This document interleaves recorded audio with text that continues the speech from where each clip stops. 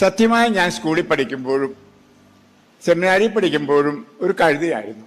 അതുകൊണ്ടാണ് കർത്താവ് തോളിൽ കയറ്റി എന്നെ കൊണ്ടുനടത്തുന്നത്. എൻ്റെ തോളിൽ വിവിധ രാജ്യങ്ങളിൽ തെറ്റിത്തിരുത്തുന്നു. എല്ലാവരും പറഞ്ഞു 135 രാജ്യങ്ങളിലേ പോയിട്ടുള്ളൂ. അവിടെയെല്ലാം പോകാനും പ്രത്യേകിച്ച് മുസ്ലിങ്ങളുടെ ഇടയിൽ പോകാനൊക്കെ ഇടയായത് ഈ കഴുത നിന്നു കൊടുത്തു യേശുവിന് കയറിയിരിക്കാൻ. ഞാനത് മാത്രമേ ചെയ്തിട്ടുള്ളൂ. എന്നെപ്പറ്റി ഒത്തിരി എല്ലാം പറഞ്ഞത് ആരെപ്പറ്റി ഞാൻ ഓർക്കുകയായിരുന്നു. പണ്ടൊരു കഥ പറയുന്നില്ലേ, അതായത് ഒരു ഭർത്താവ് മരിച്ചു, പള്ളിയിൽ പോക്കും ഇല്ലായിരുന്നു, കുമ്പസാരവും കുർബാനയില്ലായിരുന്നു, പരവകാരവും ഇല്ലെന്ന് കള്ളുകൂടിയുമായിരുന്നു. അപ്പോൾ ഒരു വികാരിയച്ഛൻ, ഒരു കപ്പിച്ചനച്ഛൻ വലിയൊരു പ്രസംഗം പറഞ്ഞു. വലിയ വിശുദ്ധനായിരുന്നു, എന്നും പള്ളിയിൽ പോകുമായിരുന്നു, പ്രാർത്ഥിക്കുമായിരുന്നില്ല. അപ്പോൾ ഭാര്യ നോക്കി, ഇതെൻ്റെ ഭർത്താവ് തന്നെയാണോന്ന് എന്ന് പറഞ്ഞ പോലെ ഇവരോരോരുത്തരും പലതും പറഞ്ഞപ്പോൾ ഞാൻ ഓർക്കുക, അതിന് ഞാൻ തന്നെയോ എന്ന്. പ്രിയപ്പെട്ടവരെ, കഴിഞ്ഞ 52 വർഷത്തെ എൻ്റെ പൗരോഹിത്യ ജീവിതത്തിലേക്ക് ഞാൻ തിരിഞ്ഞു നോക്കുമ്പോൾ ഒന്ന് ഞാൻ പറയുന്നു, ഞാൻ പൂർണ്ണമായിട്ട് സമർപ്പിച്ചു കർത്താവിന് വേണ്ടി, അവൻ്റെ വചനത്തിന് വേണ്ടി. അവിടെ ഞാൻ അല്പം പോലും എനിക്ക് വേണ്ടി മാറ്റിവെച്ചില്ല. ഈശോ പറയാറുണ്ട്, ഈശോ യൂതനാണ്. നിങ്ങൾക്കറിയാം, ലോകത്തിലെ ഏറ്റവും വലിയ ബിസിനസ്സുകാരാണെന്നറിയാമോ? യൂതന്മാരോട് ഒരു കരാറ് നടത്തിയാൽ, അവരുടെ ബിസിനസ്സിൽ ഒരു കരാറ് നടത്തി ഭംഗിയായിട്ട് ചെയ്യുകയാണെങ്കിൽ ഒരിക്കലും വിടില്ല. ഇനിയും നമുക്കറിയാം, യൂതനായ ഈശോ ദേവാലയത്തിൽ വെച്ച് നഷ്ടപ്പെട്ടപ്പോൾ അപ്പനും അമ്മയും മാതാവും ഔഷപിതാവും ചോദിച്ചു, ഞങ്ങളോട് എന്തായി ചെയ്തത് എന്ന്. അപ്പോൾ പറഞ്ഞ കാര്യം നിങ്ങൾ വായിച്ചിട്ടുണ്ടായിരിക്കും, ഇംഗ്ലീഷിലാണ് രസം. Don't you know that I should do my fathers business? എൻ്റെ അപ്പൻ്റെ ബിസിനസ് നടത്തണമെന്ന് നിങ്ങൾക്ക് അറിഞ്ഞുകൂടെന്ന്. എന്തായിരുന്നു അപ്പൻ്റെ ബിസിനസ്? എല്ലാവരെയും രക്ഷിക്കുക. ഹല്ലേലൂയ. എല്ലാവരെയും രക്ഷിക്കുക എന്നാണ് പിതാവിൻ്റെ ബിസിനസ്. അത് ഈശോ നല്ലപോലെ ചെയ്തു. അതുകൊണ്ട് ഈശോയോട് എപ്പോഴും പറയുവാൻ നിന്നോടുകൂടി ഉണ്ട്, നീ എൻ്റെ പ്രിയ മകനാണ് എന്നൊക്കെ. അതിനുശേഷം ആ ഈശോ തുടർന്ന ജോലി ആര് ഏറ്റെടുക്കുന്നുവോ, ആ ജൂതനോടുകൂടി ഏറ്റെടുക്കുന്നു. അപ്പോൾ ജൂതൻ ഒരിക്കലും കൈവിടില്ല. ഇതാണ് വിവിധ പാതകളിലൂടെ കടന്നുപോയപ്പോൾ എനിക്ക് അനുഭവമായത്. കാരണം നോക്കുമ്പോൾ വീൽ ചെയറിലാണെങ്കിലും ആളുകൾ തിരസ്കരിച്ചാലും അവിടെയെല്ലാം ഒരു കാര്യം യേശു കാണുന്നുണ്ട്, പണി ചെയ്യുന്നുണ്ട്. ഹല്ലേലൂയ. ആ പണി ചെയ്യുന്നതുകൊണ്ട് പുള്ളി വിടില്ല. ഞാൻ നിന്നോടുകൂടിയുണ്ട്, നിന്റെ കരങ്ങൾക്ക് പിടിച്ച് നടക്കുന്നു, നിന്റെ പേര് ഞാൻ എഴുതി വെച്ചിരിക്കുന്നു, കയ്യേറ്. ഇതെല്ലാം ജൂതന്റെ വാക്കുകളാണ്. അപ്പോൾ ആ ജൂതനായ ഈശോ എൻ്റെ കൂടെ ഉണ്ട്. ആ ധൈര്യത്തിലാണ് ഞാൻ മുന്നോട്ട് പോകുന്നത്. ചെയ്തതും അവൻ തന്നെ. ഞാൻ ഓർക്കും, ഞാൻ പോയോ? ഇല്ല, ഈശോയാണ് പോയത്. ബഹുമാനപ്പെട്ട മേരിക്കുട്ടി ചേച്ചി പറഞ്ഞ പോലെ 1.5 മാസം മുമ്പ് ഞാൻ കട്ടിലേ നിന്ന് വീണു, കൊച്ചുപിള്ളേർ വീഴുന്ന പോലെ. കാല് ചതഞ്ഞു, മുറിഞ്ഞു. അപ്പോൾ ഞാൻ വേദനയുണ്ട്, ആഫ്രിക്കയ്ക്ക് പോകണം. അപ്പോൾ ഒരു പിതാവ്, വേറെ ആരുമല്ല, സെബാസ്റ്റ്യൻ പിതാവ് പറഞ്ഞു, അച്ഛാ പോകണ്ട, 2 ആഴ്ച അവിടെ പോയി ചേരുമ്പം മടുക്കും, വേദന എടുക്കും. ഞാൻ പറഞ്ഞു, അങ്ങനെയാണ് ഞാൻ ഇനി ജീവിതം മുഴുവൻ ചുമ്മാതെ ഇരുന്നാൽ മതി. ഈ കഴിഞ്ഞ 14 വർഷം പ്രത്യേകിച്ച് ഈ വീൽ ചെയറിൽ ഇരുന്നുകൊണ്ട് വേദന എടുത്താൽ ഞാൻ പോകുന്ന പിതാവേ. അവൻ്റെ പിതാവിന് ഞാൻ ചോദിച്ചു, ഒന്ന് പ്രാർത്ഥിച്ചൊന്ന് അനുഗ്രഹിച്ചാൽ മതി. എനിക്ക് 2 ഓപ്ഷൻ ഉണ്ട്. ഒന്ന്, എനിക്ക് വയ്യായേ എന്ന് പറഞ്ഞ് കട്ടിലെ കിടക്കാം. എല്ലാവരും ഓർക്കും വയസ്സ് 50ഓളം ആയി, ഇത്രയും ഓടി നടന്നല്ലേ, പുള്ളി വിശ്രമിക്കട്ടെ എന്ന് ആരും എന്നെ പഴിക്കില്ല. അതാണ് ഒരു ഓപ്ഷൻ. മറ്റത് ഇരും വഹിച്ചോണ്ട് ജൂതൻ്റെ കൂടെ പോവുക. രണ്ടും കൽപ്പിച്ച് അങ്ങനെ പോയിട്ട് ഇപ്പോഴും കാലിന് വേദനയുണ്ട്. അതെനിക്കൊരു പ്രശ്നമല്ല. പ്രിയമുള്ളവരെ, എനിക്കൊന്ന് പറയാൻ സാധിക്കും, എനിക്കൊരു വലിയ ദാഹമാണ്. ആ ദാഹം തീരുന്നില്ല. ആ ദാഹം ആ കുരിശിലേക്ക് നോക്കുമ്പോൾ പലർക്കും ഞാൻ ആ കുരിശുരൂപത്തെ പറ്റിയോ കുരിശിനെ പറ്റി പറയുമ്പോൾ തെറ്റിദ്ധരിക്കും.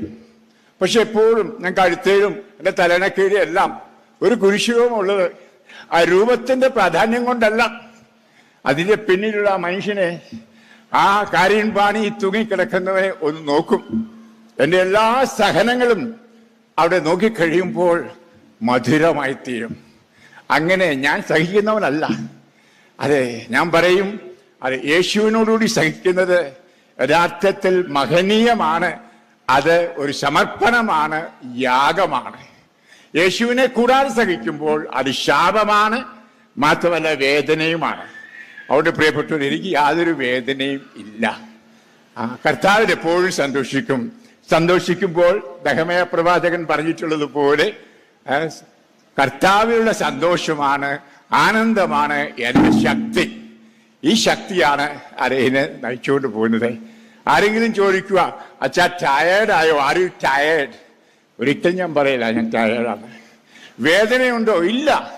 ഈശോയോടുകൂടി ആകുമ്പോൾ അതില്ല. പ്രിയ മക്കളെ, ഈ ദാഹം അത് തീരുന്നില്ല. കാരണം ഈ കുരിശൻ നോക്കുമ്പം ആ ദാഹത്തിന്റെ വിളിയാണ്. ഞാൻ എപ്പോഴും രാത്രിയും പകലും, രാത്രിയിൽ ഉറക്കം 2 മണിക്കൂർ ഉറങ്ങാൻ നല്ല ഉറക്കമാണ്. പ്രാർത്ഥിക്കുന്ന സമയത്തെല്ലാം കേൾക്കുന്ന ഇതാണ്, എനിക്ക് ദാഹിക്കുന്നു. എങ്ങനെ ഈ ദാഹം തീർക്കാൻ കഴിയും? ദാഹിക്കുന്നത് ഈശോയ്ക്ക് വേണ്ടിയാണ്, ജീവജലമാകുന്ന പരിശുദ്ധാത്മാവിന് വേണ്ടിയാണ്. അജ്ഞത മൂലം എൻ്റെ ജനം നശിക്കുന്നു എന്ന പ്രവാചകനിലൂടെ കർത്താവ് പറഞ്ഞത് എൻ്റെ ചെവിയിൽ അതെപ്പോഴും മാറ്റടിക്കൊള്ളും. അജ്ഞത കൊണ്ട് ഈശോ അറിഞ്ഞുകൂടാ, സഭ അറിഞ്ഞുകൂടാ, കൂരാശ അറിഞ്ഞുകൂടാ. അതിൻ്റെയാണ് ഈ കാണുന്ന കേരളത്തിലായാലും എവിടെയായാലും അതെ ഈ വഴക്കും വയ്യാവേലി എല്ലാം ഉണ്ടാകും. കാരണം ഈശോ അറിയത്തില്ല, കൂരാശ അറിയത്തില്ല, വിശുദ്ധ കുർബാന എന്തെന്ന് അറിഞ്ഞുകൂടാ. അതുകൊണ്ടാണ് ഈ കാണുന്ന ബഹളങ്ങളെല്ലാം. ഞാനതിൽ അച്ഛന്മാരെ ഉൾപ്പെടുത്തും, മെത്രാന്മാരെ, അച്ഛന്മാരെ, മെത്രാന്മാരെ, മെത്രാപ്പൊലിത്തന്മാരും എല്ലാം. യേശുവിനെ അറിഞ്ഞിരുന്നെങ്കിൽ, യേശുവിനെ സ്നേഹം അറിഞ്ഞിരുന്നെങ്കിൽ, മാത്രമല്ല ആ യേശു നമ്മോട് കാട്ടുന്ന ആ വലിയ സ്നേഹത്തിന്റെ മഹാത്മ്യം മനസ്സിലാക്കിയിരുന്നെങ്കിൽ, എന്നും ഇതെന്റെ ശരീരമാകുന്നു, ഇതെന്റെ രക്തമാകുന്നു എന്ന് പറഞ്ഞുകൊണ്ട് ശാരീരികമായി സന്നിധി ചെയ്യുന്ന കർത്താവിനെ ഒന്ന് കണ്ടിരുന്നെങ്കിൽ, ഇന്നും ഇപ്പോഴും നമ്മളൊരു ചടങ്ങ. അതെ, അങ്ങോട്ട് തിരിയണോ, ഇങ്ങോട്ട് തിരിയണമോ, വട്ടം തിരിയണോ, വട്ടത്തിൽ കറങ്ങണോ, ഇതൊക്കെയാണ് നമ്മൾ. അതെല്ലാം പണ്ട് ആനയെ കാണാൻ പോയ 4 കുരുടന്മാരുടെ കൂട്ടാണ്. പ്രിയമുള്ളവരെ, ആനയെ കണ്ടിട്ടില്ല, യേശുവിനെ കണ്ടിട്ടില്ല. അതെ, ഇതെന്റെ ശരീരമാകുന്നു. A wonderful word in English, transubstantiation. ആ അപ്പം മുഴുവൻ, അപ്പത്തിന്റെ സബ്സ്റ്റൻസ് മുഴുവൻ അത് യേശുവിന്റെ ശരീര സബ്സ്റ്റൻസ് ആയിത്തീരുന്നു. ഹല്ലേലൂയ. ആ വീഞ്ഞിന്റെ തുള്ളി മുഴുവൻ, അതിന്റെ അംശം മുഴുവൻ, ഓരോ കോശങ്ങളും യേശു രക്തമാകുന്നു. എത്ര ക്രിസ്ത്യാനി, എത്ര മെത്രാൻ, എത്ര അച്ഛൻ അത് വിശ്വസിക്കുന്നുണ്ട്? ആ കുരാശ വചനം ഉച്ചരിച്ചു കഴിഞ്ഞാൽ പിന്നെ അപ്പം അവിടെ ഇല്ല, വീഞ്ഞില്ല. എത്ര പേര് മനസ്സിലാക്കാൻ കഴിയുന്നു? അങ്ങനെയാണ് ഈശോ നമ്മോടൊത്ത് വസിക്കുന്നത്. അതെ, ഈ പറഞ്ഞതൊക്കെ എന്നെ പറ്റിയല്ല, ഈശോയെ പറ്റിയാ. ഈശോയെ സ്തുതിക്കുക, നന്ദി പറയുക. ഇപ്പോഴും ഞാനൊരു കഴുതിയാണ്. ഞാനല്ല യാത്ര ചെയ്യുന്നത്. അതെ, 14 മണിക്കൂർ അങ്ങോട്ടും ഇങ്ങോട്ടും 14 മണിക്കൂർ 2 ആഴ്ചക്കല്ലേ പോയത്. ഞാനല്ല ഈശോയെ പോയത്. എൻ്റെ ജഡം യേശുവിന് കൊടുത്തു, എൻ്റെ ജീവിതം കൊടുത്തു, കഴുതയാൻ എന്നെ കൊടുത്തു. അത്രമാത്രം ഈശോ ആണ് പോയത്. പ്രസംഗിക്കുന്നതും ഈശോയാണ്, രോഗശാന്തി കൊടുക്കുന്നതും ഈശോയാണ്, അത്ഭുതങ്ങളും അടയാളങ്ങളും ചെയ്യുന്നതും ഞാൻ എന്നും ഒരു കഴുതയാണ്. അതുകൊണ്ട് ഞാൻ പാരാപ്തമില്ലാതെ സന്തോഷത്തോടെ ശക്തിയിൽ മുന്നോട്ട് പോകുന്നു. എനിക്കൊത്തിരി സന്തോഷമാണ്. എൻ്റെ അൽമേനികൾ, ഞാൻ ആദ്യം മുതലേ ഈ 50 വർഷക്കാലത്തെ എൻ്റെ പ്രഘോഷണ ജീവിതകാലത്ത് ഞാൻ പ്രഘോഷിച്ചത് അൽമേനികൾക്ക് വേണ്ടിയാണ്. കോട്ടയത്തായാലും തിരുവനന്തപുരത്തായാലും എവിടെയും. അവിടെ നിങ്ങൾ അൽമേനികൾ എന്നെ അംഗീകരിച്ച ഇതുപോലൊരു അവാർഡ് തന്നത് ഞാൻ അർഹനൊന്നുമല്ല. എനിക്ക് വലിയ സന്തോഷമുണ്ട്. കാരണം എൻ്റെ മക്കൾ ഒരു ഉപഹാരം തന്നല്ലോ എന്ന്. ഇതിൻ്റെ സന്തോഷം വലുതാണ്. എൻ്റെ ആധ്യാത്മ ജീവിതം, എന്നിൽ നിന്ന് ആധ്യാത്മ ജീവിതവും ആധ്യാത്മിക മൂല്യങ്ങളും നേടിയത് അൽമേനികളാണ്. എന്നെ സന്യാസി സഭയോ വൈദികരോ വൈദിക മധ്യക്ഷന്മാരോ എന്നെ ശാസിക്കുകയും വഴക്ക് പറയുകയും മാറ്റി നിർത്തുകയും എൻ്റെ ലൗകികമായിട്ടുള്ള കാര്യങ്ങൾ നേടിയെടുക്കുകയും ചെയ്തിട്ടുള്ള അല്ലാതെ ആധ്യാത്മികത എന്നിൽ നിന്ന് നേടിയിട്ടില്ല. ആധ്യാത്മികത എന്തെങ്കിലും കിട്ടിയത് മക്കളെ നിങ്ങൾക്കാണ്. അവിടെ നിങ്ങൾ ആ സന്തോഷം അറിയിക്കാൻ ഇത് എനിക്ക് തരുന്നു തുറക്കുമ്പോൾ ഒത്തിരി നന്ദിയുണ്ട്. അത് കണിശമായിട്ടും ജോൺസൺ അച്ഛൻ എൻ്റെ പ്രിയപ്പെട്ട ശിഷ്യനാണ്. അതുപോലെ സ്നേഹിതനാണ്. വളരെ ഹൃദയമായിട്ട് അടുപ്പമുള്ള ആളായിരുന്നു. അത് 2-ാം തീയതി സുപ്പീരിയർ ജനറലായിട്ട് ഇലക്ട് ചെയ്യപ്പെട്ടപ്പോൾ ഒത്തിരി സന്തോഷം തോന്നി. അതെ പ്രിയമുള്ളവരെ, അത് അദ്ദേഹത്തിന് മുമ്പ് വെച്ച് ഞാൻ പറയുന്നത്, അതെ സന്യാസി സമൂഹമായാലും ശരി, അല്ലെങ്കിൽ കത്തോലിക്ക സഭ മുഴുവനായാലും ശരി, ഒരു പക്ഷെങ്കിൽ ഭൗമികമായി തന്നെ പലതും നേടിക്കാണും. എന്നാൽ ആധ്യാത്മികമായി നേടിയത് നിങ്ങളാണ്, എൻ്റെ മക്കൾ. മേരിക്കുട്ടി ചേച്ചി പറഞ്ഞ പോലെ ഞാൻ ആരുമായിട്ട് ഇടപെട്ടാലും പ്രായം കൂടിയവരാണെങ്കിലും മകനും മകളുമായിട്ടാണ് കാണുന്നതും. മോനെ മോളേന്ന് ഞാൻ ഇവിടെ പേരും വിളിക്കാറുമുള്ളൂ. ഭംഗിവാക്കല്ല, എൻ്റെ ഹൃദയത്തിൽ അങ്ങനെയാണ്.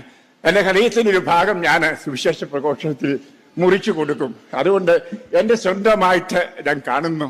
പ്രത്യേകിച്ച് ദിവ്യകാരുണ്യത്തിലൂടെ അവൻ്റെ ശരീരവും രക്തവും സ്വീകരിക്കുന്ന വ്യക്തി, അത് എൻ്റെ കൈകളിലൂടെയാണ് നൽകപ്പെടുന്നത്.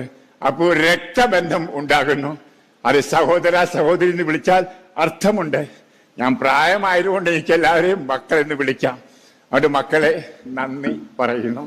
അത് ക്രിസ്റ്റീൻ, ബഹുമാനപ്പെട്ട ദേവപ്രസാദ് പറഞ്ഞതുപോലെ ക്രിസ്റ്റീനിൽ വെച്ച് നടന്നു എന്നുള്ളത് വലിയൊരു കാര്യമാണ്. ഇവിടെ വെച്ചായിരുന്നു അദ്ദേഹത്തിൻ്റെ ആദ്യ പുസ്തകം ഇറങ്ങിയത്. മാത്രമല്ല ക്രിസ്റ്റീൻ അത് എൻ്റെ മക്കളാണ്. നിങ്ങൾക്കറിയത്തില്ല, വലിയ ചരിത്രമുണ്ടായിരുന്നു, നേരമില്ല. പ്രിയമുള്ള ഓടി നടന്നപ്പം ലോകത്തിൽ ഒത്തിരി മക്കളുണ്ടായി. അങ്ങനെ ഉണ്ടായ കൊച്ചു മക്കളാണ്.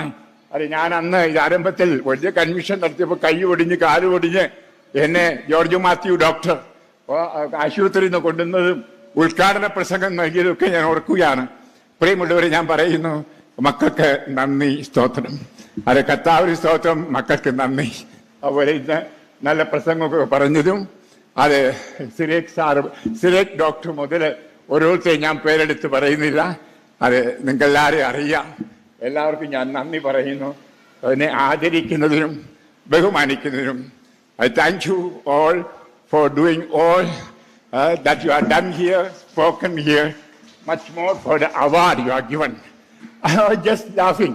I was just asking myself, Star of India, spiritual star, who is that? Jesus Christ the Lord. കയ്യടിച്ച കർത്താവിനെ സ്തുതിക്കാം. I am not the star of India. I am not the spiritual star of India. That is Jesus Christ the Lord. Hallelujah. അതുകൊണ്ട് ഈ award ഈശോയ്ക്ക് കൊടുത്തേക്ക് എനിക്ക് വേണ്ട. അത് ഈശോയുടെ മഹത്വം ഉണ്ടാകട്ടെ, ഈശോയ്ക്ക് സ്തുതി ഉണ്ടാകട്ടെ. അതുകൊണ്ട് ഈശോയ്ക്ക് ആ ഉപഹാരം അഥവാ ഈ തന്നിരിക്കുന്ന എന്തായാലും സ്പിരിച്വൽ സ്റ്റാർ ഓഫ് ഇന്ത്യ അത് ഞാൻ സമർപ്പിക്കുകയാണ്. കർത്താൻ നന്ദി പറയുന്നു. മക്കളെ, നിങ്ങളെ ഹൃദയത്തിൽ പേറിക്കൊണ്ട് പോകുന്നു. ഒരു പ്രസംഗമല്ല ഞാൻ പറയുന്നത്, നന്ദി പറഞ്ഞേ ഉള്ളൂ. അതെ, പ്രസംഗമൊക്കെ നിങ്ങൾ എൻ്റെ യൂട്യൂബിൽ കൂടെ കേൾക്കാറുണ്ടല്ലോ. അതെ, ഇവിടെ നാട്ടിൽ എനിക്ക് ധ്യാനമൊന്നും ഇല്ലാത്തത് കൊണ്ട് ധ്യാനപ്രസംഗമൊന്നും ഇല്ല. ഷക്കീനായി 2 ധ്യാനമുണ്ട്, മലയാളത്തിലുണ്ട്, ഇംഗ്ലീഷിലും ഈ കൊല്ലമുണ്ട്, ഏപ്രിൽ മാസത്തിൽ. അത് നിങ്ങൾക്ക് പിന്നീട് അനൗൺസ്മെൻ്റ് ഉണ്ട്. നിങ്ങൾ പലരും ചോദിക്കാറുണ്ട്, ജെയിംസച്ചൻ്റെ ധ്യാനമില്ലേന്ന്. അതെ, ഞാൻ ഇവിടെ വരുമ്പോൾ ധ്യാനിപ്പിക്കാറില്ല. Praise the Lord. അതുകൊണ്ട് ഇപ്പോൾ ധ്യാനപ്രസംഗം പറയുകയല്ല, അത് ഒത്തിരി സ്നേഹത്തോടെ നന്ദി പറയുന്നു. അത് ഞാൻ നിങ്ങളെ സ്നേഹിക്കുന്നു. I love you. ആൻഡ് എനിക്ക് വേണ്ടി പ്രാർത്ഥിക്കുക. അത് എനിക്ക് എത്ര വർഷം ജീവിക്കും, എനിക്ക് ഇന്ന് ജീവിച്ചാൽ മതി. ഞാൻ ഇന്നത്തേന് മാത്രമേ കരുതുന്നുള്ളൂ. അത് നാളത്തെ കർത്താവിൻ്റെ കൈ കൊടുത്തിരിക്കുകയാണ്. അതെ, 100 ആണെങ്കിൽ 100, 200 ആണെങ്കിലും കുഴപ്പമില്ല, പോരട്ടെ. ഹല്ലേലൂയ. അതെ, എനിക്ക് അതെ ഇന്ന് ജീവിക്കണം, ഇന്ന് പ്രാർത്ഥിക്കണം, ഇന്ന് പ്രസംഗിക്കണം, ഇന്ന് ഈശോയെ കൊടുക്കണം, ഇന്ന് ഈശോയുടെ ദാഹം തീർക്കാൻ ശ്രമിക്കണം. ആ ദാഹം മനുഷ്യന്റെ ദാഹമാണ്. ആ ആശയമുള്ളൂ, ആ പ്ലാനേ എനിക്കുള്ളൂ. പ്രാർത്ഥിക്കാം പരസ്പരം. യേശുവേ നന്ദി, യേശുവേ സ്തോത്രം. Hallelujah, hallelujah. നന്ദി ദൈവമേ, നന്ദി ദൈവമേ, നിത്യവും നിത്യവും നന്ദി ദൈവമേ, ദൈവമേ നന്ദി ദൈവമേ, നിത്യവും നിത്യവും നന്ദി ദൈവമേ. Thank you, Jesus. Thank you, Jesus. Thank you, Jesus from my heart. Thank you, Jesus. Thank you, Jesus. Thank you, Jesus from my heart.